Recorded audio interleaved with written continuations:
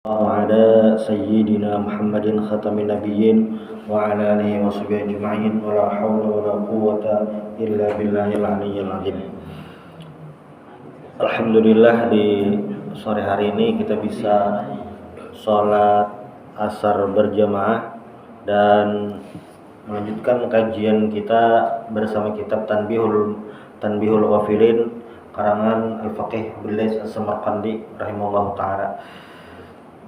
Selanjutnya adalah bab sabri 'alal bala'i wasyiddah, bab tentang sabar menghadapi bala dan kesulitan. Al-Faqih penulis atau Abdul Lais As-Samarqandi, beliau membahas tentang sabar, mengenai sabar atas musibah atau kesulitan ini, menyebutkan beberapa hadis dari baginda Rasulullah SAW dan para sahabat.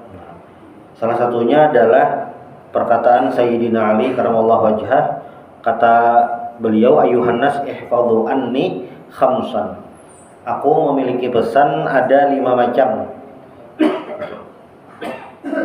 Apa itu? Alla la yakhafanna ahadun minkum illa dzambah, janganlah takut kecuali dosanya. Itu yang pertama. Lalu apalagi? Wala yarju illa rabbah, dan janganlah berharap kecuali kepada Allah Subhanahu wa taala, Rabbah.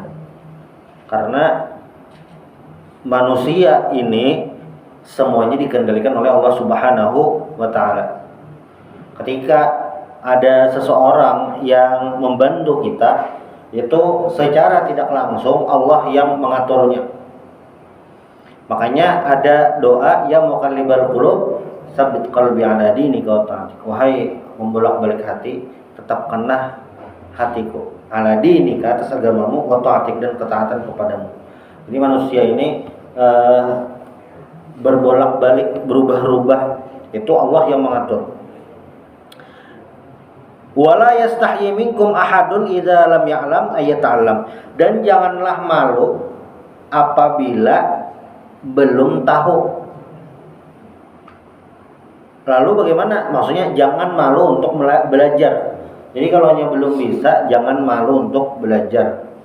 Itu apapun ketidaktahuan kita, maka belajar. Apalagi ini berhubungan dengan ilmu agama, apalagi itu berhubungan dengan kemampuan dasar seorang muslim, sholat, qiraatul Quran, tilawatul Quran, mengaji. Nah ini hal dasar yang seharusnya dimiliki seorang muslim. Kalau tidak tahu, belajar. Nah mungkin ada pertanyaan lain, bagaimana belajar online? Nah, sebenarnya belajar online itu tidak masalah kalau itu bukan yang jadi nomor 1. Jadi kayak pelajaran tambahan. Kenapa? Karena ada hal-hal yang secara online itu tidak bisa ditangkap 100%. Nah, ini dalam belajar agama. Jadi memang harus ada face to face, ada berhadapan langsung. Wala yastahi ahadun minkum in su'ila wa huwa la ya'lam ay yaqula la a'lam. Jangan malu kalian kalau memang tidak tahu, ya berkata tidak tahu. Imam Malik radhiyallahu an, beliau ini kan salah satu ulama Madinah. Bahkan ada sebuah ungkapan, la yufta wa malikun fil Madinah. Maksudnya tidak ada ulama lain berfatwa sedangkan Imam Malik masih ada di kota Madinah, saking alimnya. Gurunya Imam Syafi'i, pengarang kitab Al-Muwatta. Tetapi Imam Malik dalam sebuah kesempatan ada banyak pertanyaan yang beliau tidak tahu, dan beliau menjawab wallahu a'lam, tidak tahu. Ya, tidak semua pertanyaan bisa dijawab seahli apapun itu. Mungkin ada hal-hal yang tidak tahu.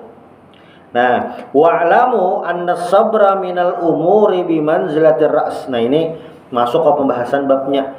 Kata penulis, kata Al-Faqih Abdul Lais, kata beliau, bahwasanya sabar itu seperti kepala. Nah, ini masuk analogi. Bimanzilatir ra's minal jasad. Itu seperti kepala di tubuh kita. Fa idza faraqa ar-ra'su al-jasada fasadal jasad.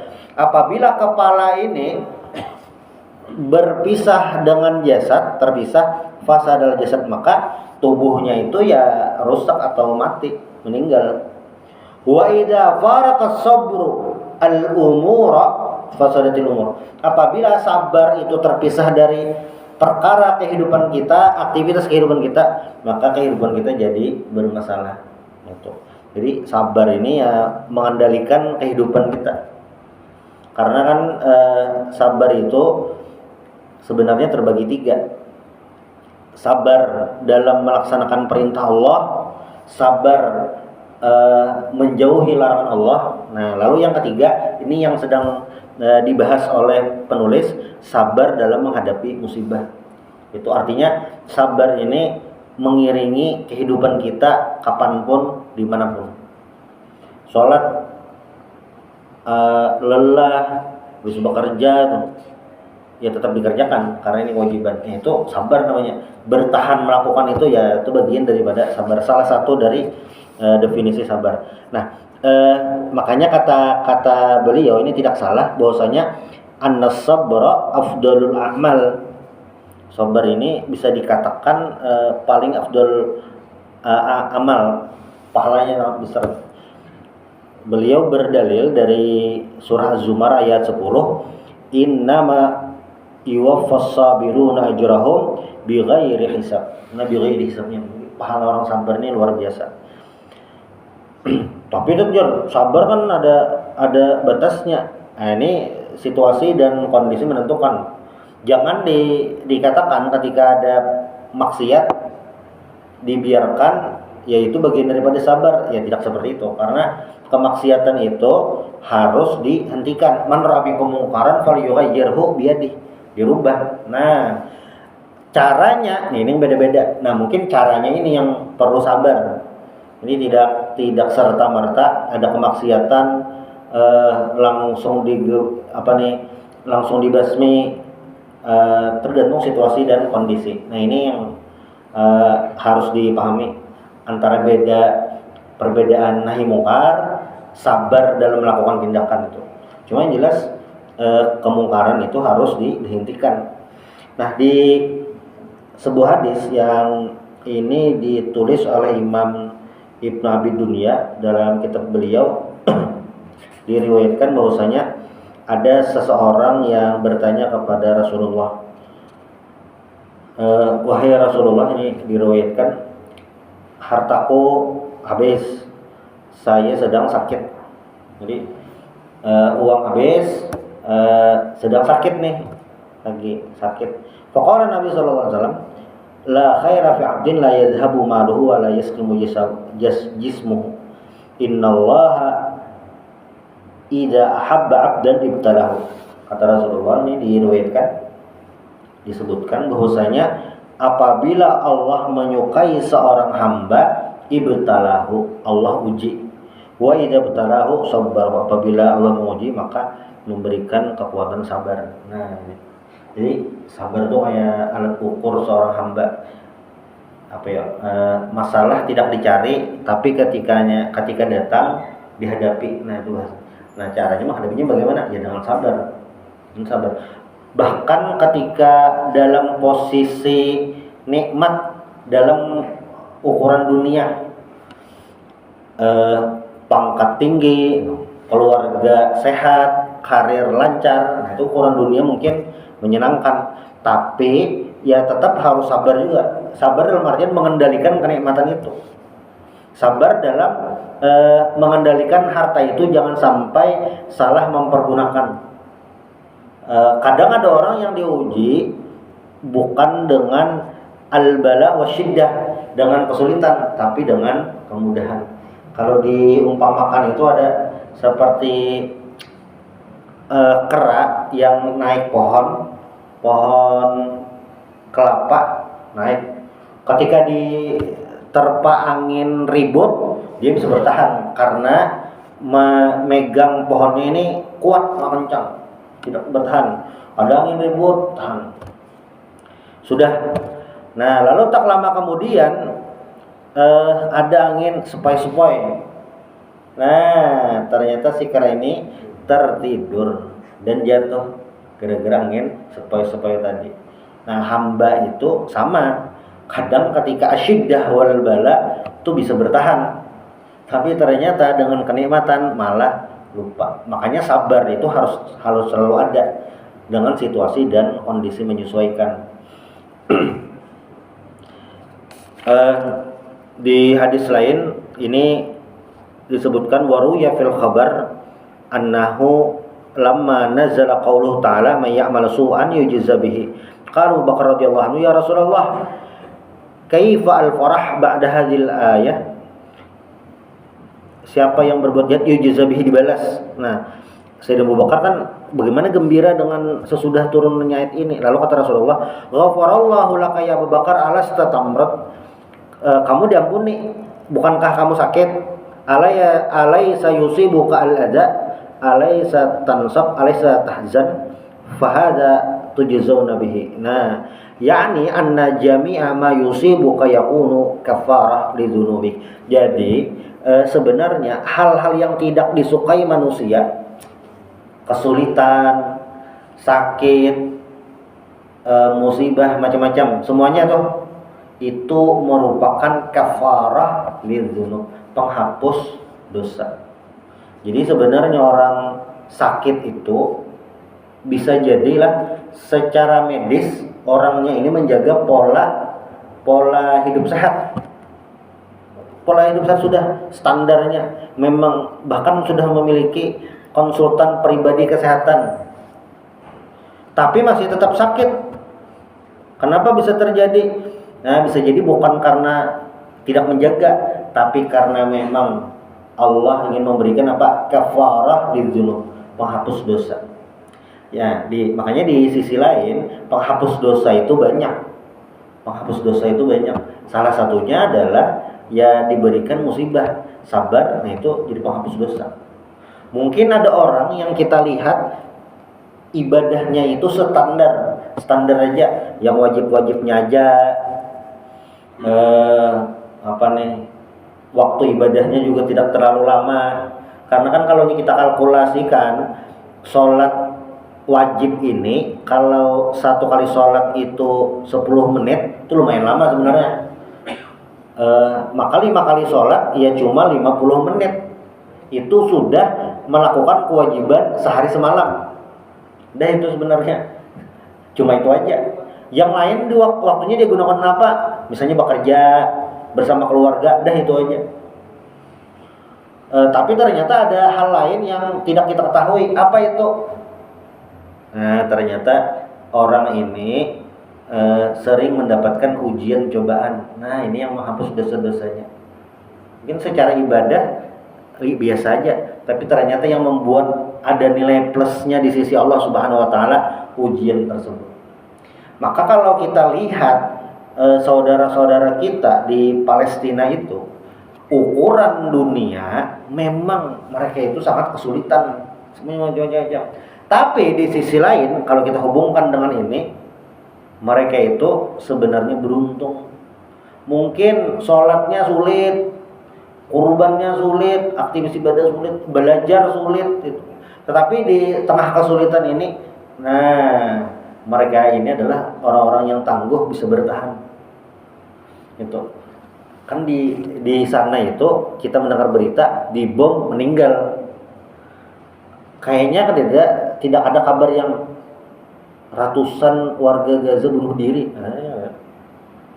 Artinya sabar. Beda dengan negara-negara lain yang dianggap makmur, yang secara kehidupan itu sukses, angka bunuh dirinya lumayan tinggi.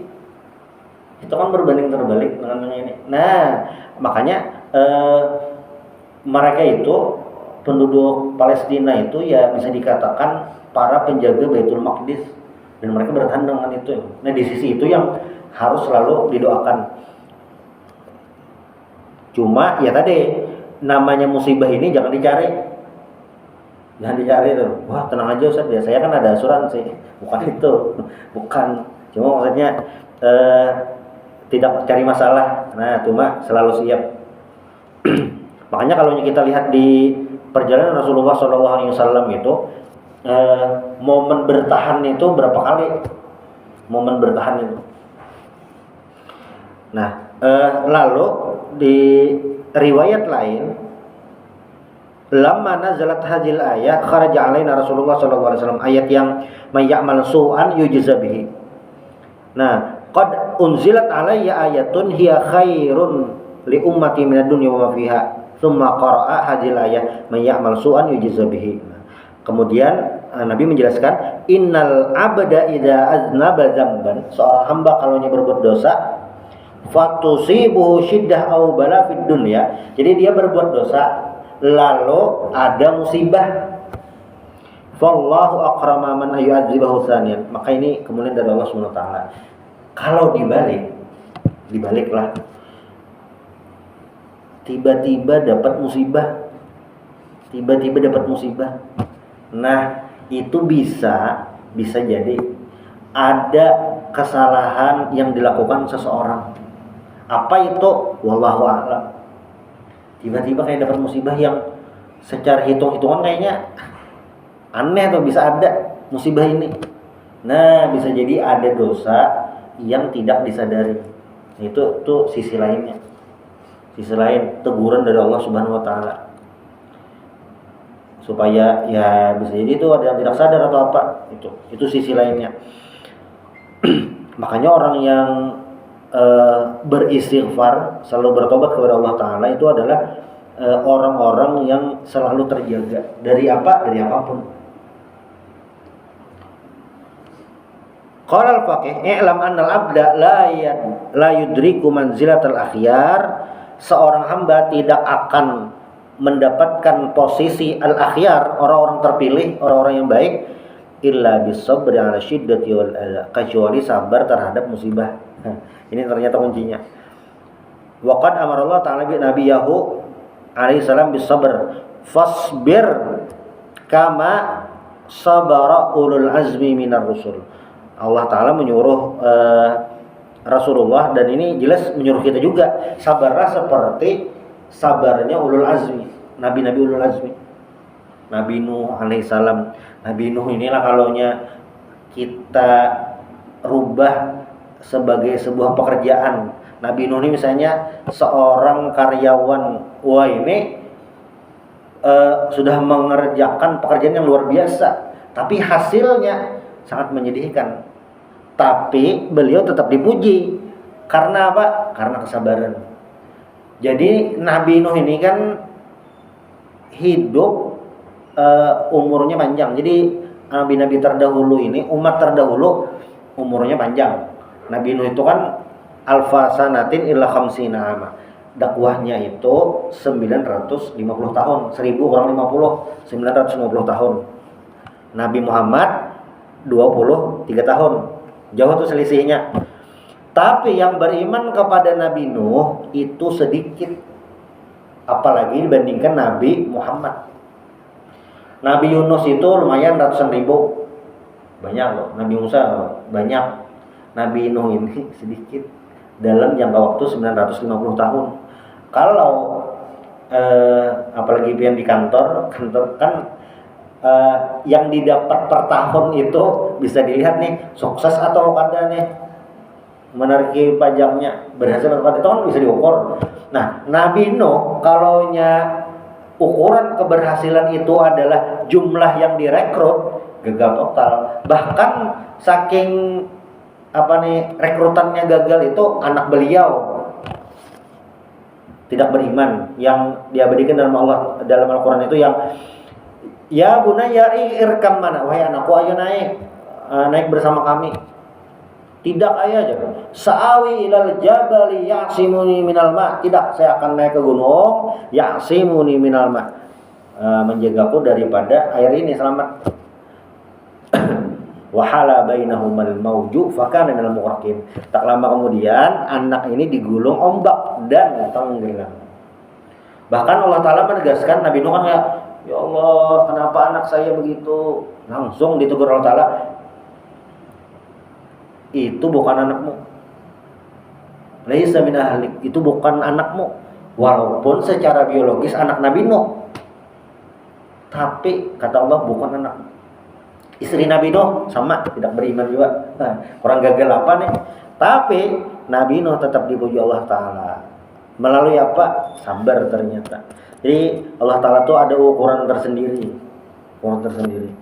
Nah, makanya kalau ada seseorang sudah berusaha memberikan terbaik untuk keluarga, untuk anak, ternyata masih belum berhasil, ya itu bagian daripada asyiddah wal bala yang Allah berikan. Bisa jadi itu kafarat dosanya. Itu. Selama sudah melakukan yang terbaik lah.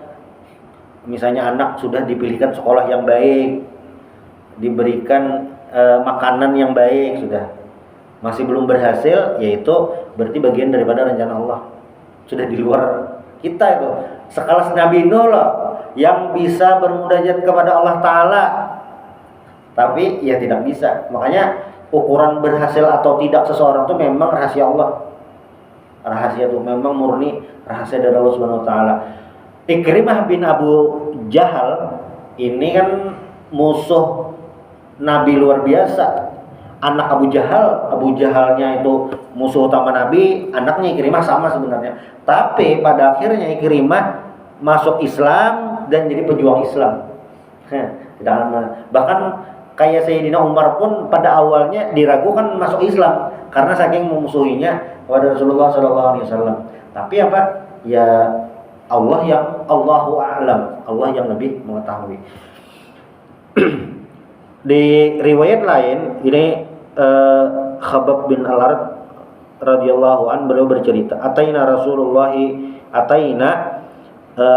sallallahu alaihi wasallam wa huwa mutawassit biridai fi dhillil Ka'bah fasyaqawna ilaih. Ini pas di masa-masa Mekah, lagi masa-masa kesulitan. Ya Rasulullah, kita ini kan benar, kita kan menyembah Allah, kenapa hidup kita ini sulit? Kita selalu diganggu. Ya Rasulullah, ala tadallah, ala tastansirullah lana. Ya Rasulullah, coba dong doa pada Allah nih supaya menolong kita, minta pertolongan, tolong kita lagi kesulitan nih. Betul nih, jujur nih sebagai manusia. Ya Rasulullah, tolong minta doa nih, kita nih lagi kesulitan ya, tolong doa. Lalu jawaban Nabi apa? Fajalasa muhmarran launuh. Beliau duduk dengan wajah memerah. Apa jawaban Nabi? Inna man kana qablakum kana yu'ta birrajul fayuhfar lahu fil ard hufrah wa bil minshar fayudha ala ra'sih faja'ala firqatain ma yusarrifu dzalika an dini. Ujar Nabi, orang terdahulu itu mereka mendapatkan siksaan yang luar biasa juga.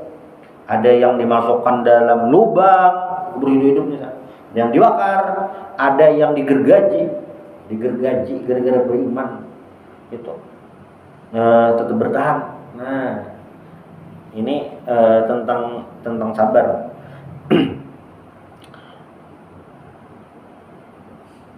Lalu di riwayat lain ini dari Ibnu Abbas radhiyallahu anhuma, kata Rasulullah, awwalu man yud'a ilal jannah alhammaduna lillah alladzina yahmaduna Allah 'ala sarra wad dharra. Yang pertama nih dipanggil nanti di akhirat itu adalah orang yang selalu memuji Allah. Alhamdulillah, selalu memuji. Nih positif, selalu positif. Jangan tadi tabrakan. Bagaimana? Alhamdulillah sehat aja. Kendaraannya aja yang rusak. Alhamdulillah. Tabrak alhamdulillah sehat aja. Kendaraannya sehat, orangnya sehat aja, aman aja. Cuma lecet sedikit aja. Nah, tuh alhamdulillah. Nah, orang yang selalu bersyukur pada Allah ini, selalu memuji Allah, ini adalah yang pertama dipanggil nanti di surga. Yang mana mereka alladzina yahmadullaha 'ala sarra wad dharra, yang selalu memuji Allah dalam kondisi gembira maupun kondisi lagi susah. Ini ada survei terbaru dari Harvard. Indonesia ini termasuk negara yang bahagia, nomor 1. Nomor 1. Nah, dicek kan, belum cek apa jadi tolak ukurnya. Oh, ternyata ya kayak tadi. Apa namanya nih? Melihat sesuatu tuh dari sisi positif. Nah, apalagi hubungan sosial yang baik. Kalau sekarang itu istilahnya ada lingkungan toksik. Nah, ada orang yang secara ekonomi pas-pasan, bahkan mungkin di bawah garis 0 derajat minus lah istilahnya, tapi lingkungan yang selalu mendukung, lingkungan yang berbahagia, ini orangnya masih aja semangat hidup. Tapi kalau ada orang yang walaupun secara ekonomi bagus itu, kehidupannya itu nyaman, tapi ternyata lingkungannya toksik, bisa jadi ini yang tidak membuat bahagia. Walaupun tentu kita sangat bahagia bila duit banyak, itu jelas dah. Cuma ternyata itu bukan satu-satunya alat ukur. Nah, di sini dalam hadis ini disebutkan Imam Abu Nuaim di bab fi sifatil jannah adalah orang-orang yang selalu memuji Allah Subhanahu wa taala fi sarra, dalam keadaan senang, wa dharra, dan keadaan susah. Fal wajibu 'alal 'abdi ay yasbira 'ala ma yusibuhu minasyiddah. Maka seharusnya wajibnya tuh bagi seorang hamba itu bersabar terhadap kesulitan yang diterimanya. Ini setiap zaman itu beda-beda kesulitannya. Mungkin kalau kita hidup di masa kolonial Belanda, kesulitannya itu beda dengan hari ini. Kalau dahulu misalnya sulit kemana-mana atau apa, kehidupan sulit, pendidikan sulit, ya hari ini berbeda. Setiap zaman itu beda-beda kesulitannya. Dan semakin sulit kehidupan seseorang, maka disitulah banyak peluang pahalanya. Kalau dahulu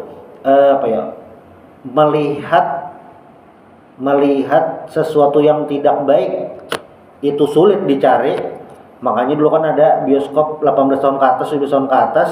Kalau hari ini bisa lewat HP, maka menahan diri dari melihat yang diharamkan itu pahalanya lebih besar dibandingkan orang dulu.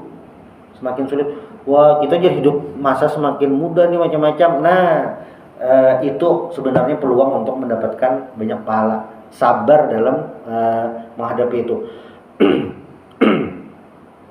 Nah, wa yanbaghi lil 'abdi ay yaqtadiya bi nabiyhi sallallahu alaihi wasallam, dan seharusnya seorang hamba ini mengikuti Nabi Muhammad sallallahu alaihi wasallam bagaimana sabarnya beliau menghadapi orang-orang musyrik.